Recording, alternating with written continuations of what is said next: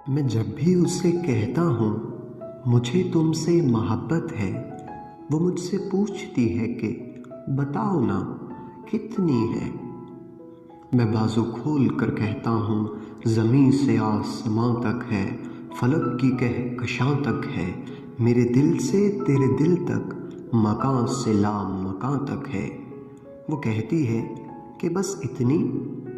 मैं कहता हूँ ये बहती है लहू की तेज़ हिद्दत में, मेरे जज्बों की शिद्दत में, तेरे इनकार की हसरत की, मेरे वजदां की जिद्दत में। वो कहती है नहीं काफ़ी अभी तक ये। मैं कहता हूँ हवा की सरसराहट है, तेरे कदमों की आहट है, किसी शब के किसी पल में मुजस्सम खनखनाहट है। वो कहती है ये कैसे महसूस होती है।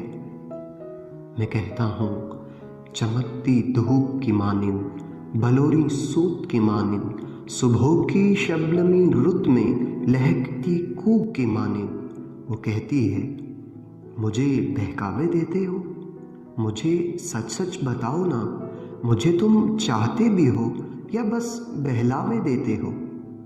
मैं कहता हूँ मुझे तुमसे मोहब्बत है कि जैसे पंछी पर खोले, हवा के दोष पर झोले, कि जैसे बर्फ़ पिघले और जैसे मोतिया फोले।